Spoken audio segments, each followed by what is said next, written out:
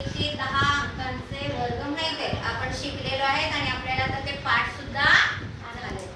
आणि आता अवघड काय वाटतंय, 11 ते 20 चे वर्ग कसे लक्षात ठेवायचे. बरोबर आहे. लक्षात ठेवणं सगळ्यात चांगली पद्धत आहे, पण लक्षात जर राहत नसेल तर आपण एक ट्रिक वापरूया. काय वापरूया बघी? ट्रिक. आपण काय करायचं, हे किती आहे? 11. 11 10 पेक्षा कितीने जास्त आहे? 1. इथं 1 लिहूया. 12 कितीने जास्त आहे? 2. 13 3. 14 4. किती पेक्षा जास्त आहे? 10 पेक्षा कितीने जास्त? 15 5. 16 6. 17 7. 18 8. 19 9. आणि 20 10 ने जास्त. म्हणजे 10 पेक्षा 1 ने जास्त 11. 10 पेक्षा 2 ने जास्त 12. आलं लक्षात? अगोदर हे आपण लक्षात घेऊया. आता किती सोपं आहे बघा. या 1 चा वर्ग काय? 1. इथं लिहूया. आता या दोघांची बेरीज 12. 12. मग 11 चा वर्ग काय झाला रे? 121. आता हे काय? 2. 2. 2 चा वर्ग काय? 4. इथं लिहूया 4. या दोघांची बेरीज 14. इथं लिहिते मी 14. मग 12 चा वर्ग काय आला रे? 144. 144. हे किती आहे? 3. 3 चा वर्ग 9. 9. आता कशाची बेरीज करणार? 13 आणि 3 16. 16. 13 ची वर्ग संख्या काय आली? 159.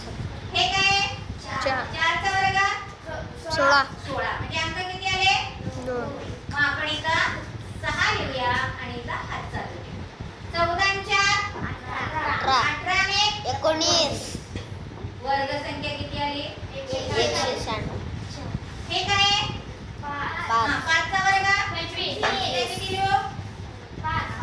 हातचे किती लिहू? 2. 15 आणि 5 20. 20 आणि 2 22.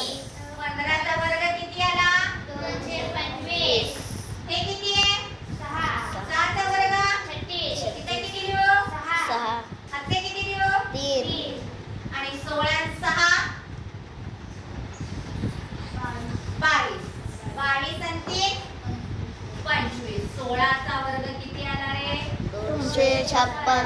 7 चा वर्ग 49. इथे किती लिहू? 9. हातचे किती लिहू? 4. 17 आणि 7 24. 24. 24 आणि 4 28. मग 17 चा वर्ग किती आला? 289. 200. आता 8 चा वर्ग किती आहे? 64. इथे किती लिहू? 4. हातचे किती लिहू? 6. 18 आणि 8 किती झाले? 26. 26 आणि 6 32. मग 18 चा वर्ग काय आला? 324. आता 9 चा वर्ग किती आहे? 81. इथे किती लिहू? 1. हातचे किती लिहू? 8. 19 आणि 8 किती झाले?